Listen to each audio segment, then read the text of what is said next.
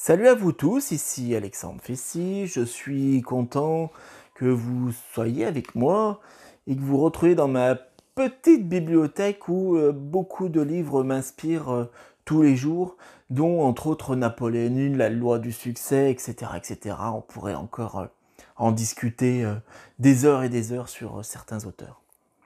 Là aujourd'hui, j'ai décidé de vous raconter une histoire et savoir si vous connaissiez l'histoire de Pygmalion et Galatée.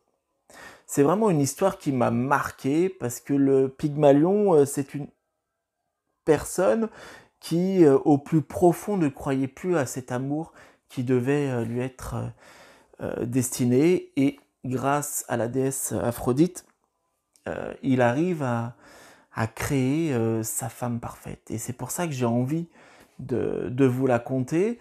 Pourquoi? Parce qu'il y a des enseignements à tirer de cette histoire-là lorsque on est entrepreneur et surtout avoir l'état d'esprit d'entreprendre.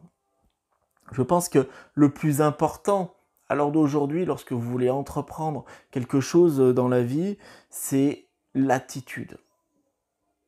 Et dans cette attitude, vous allez attirer des gens. Et ces gens-là, vous allez avoir besoin d'un Pygmalion. C'est pour ça que je vais vous raconter l'histoire et nous pourrons en discuter, bien sûr, lors des commentaires. Alors, l'histoire de Pygmalion et Galatée. Pygmalion, lui, vivait sur l'île de Chypre. Et il était fils d'une bonne famille. Il décida à l'âge de ses 15 ans de faire, on va dire, sa passion, son métier en devenant sculpteur. Rapidement, il excella dans cet art et ses créations furent très demandées par les princes de Chypre et bien au-delà, même au-delà sur les rives de la Méditerranée. À 18 ans, ses parents, comme tous parents, ils l'invitèrent à se marier et lui firent rencontrer donc plusieurs femmes. Alors Pygmalion, lui, il tombe amoureux de l'une d'entre elles, qui était particulièrement belle et séduisante. Il lui fit la cour, il allait lui demander de prendre sa main, il allait lui proposer de se marier.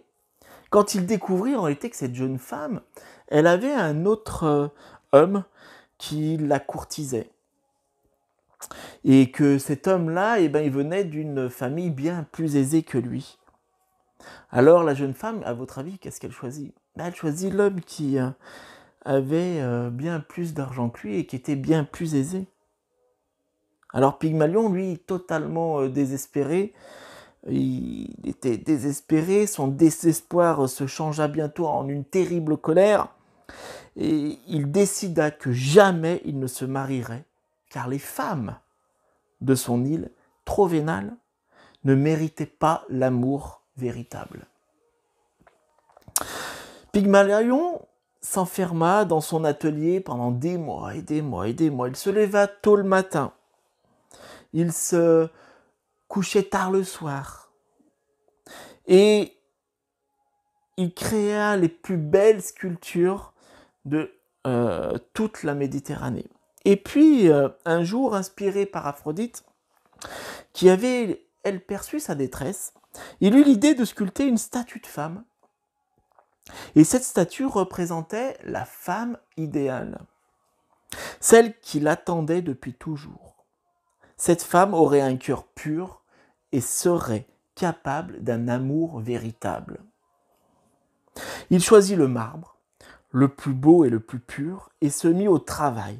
Jamais ses doigts ne furent plus habiles. Jamais il ne mit autant de courage, d'espoir et de volonté dans l'une de ses créations.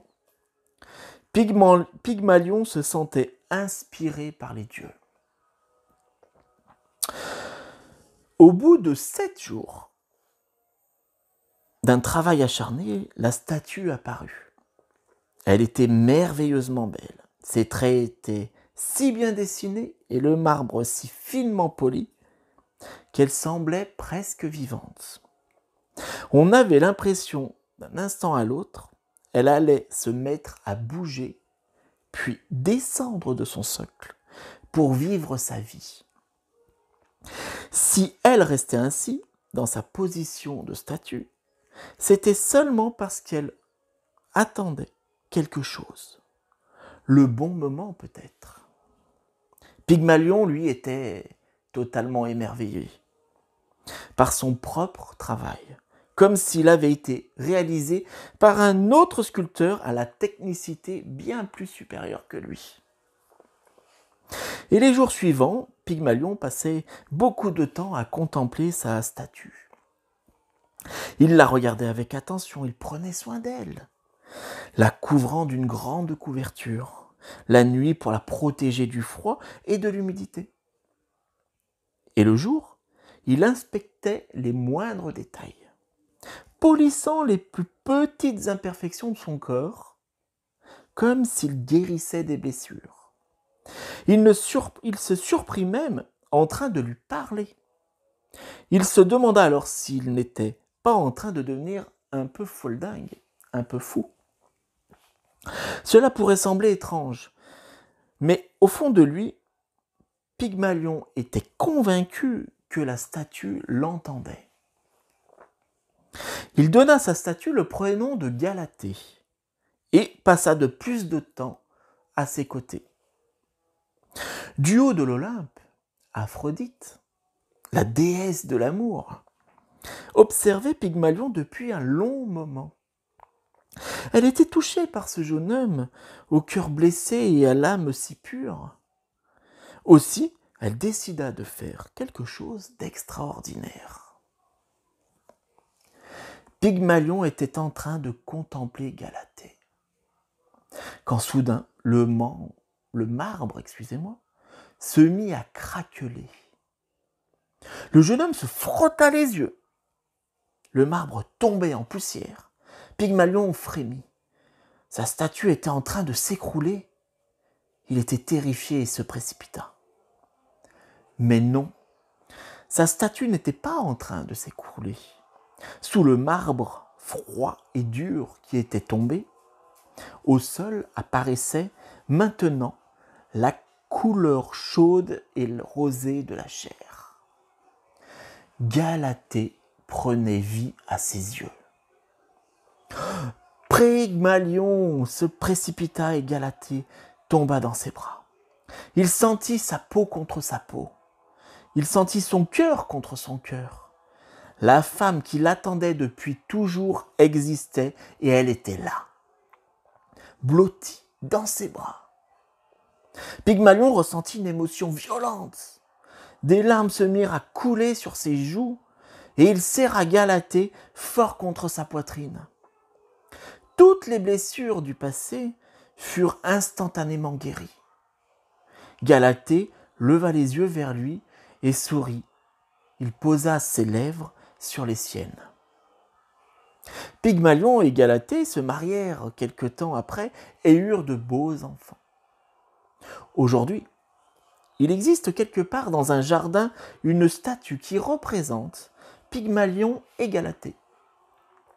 Une légende raconte qu'à leur mort, Aphrodite, qui voulait immortaliser leur amour, leur rendit leur jeunesse et les transforma en statues.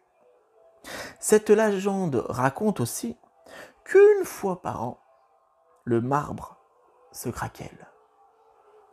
Les amants reprennent vie pour une nuit d'amour. Je trouve cette histoire extraordinaire. Je vous invite à laisser un petit commentaire sur la vidéo et me dire vous aussi ce que vous en pensez. Et on analysera un peu plus tard dans une autre vidéo l'enseignement de cette histoire, on va dire les 3 enseignements de Pygmalion et de Galatée. Et vous allez voir, vous allez comprendre certaines choses qui peuvent vous faire mûrir dans votre état d'esprit d'entrepreneur. À bientôt. Bye bye.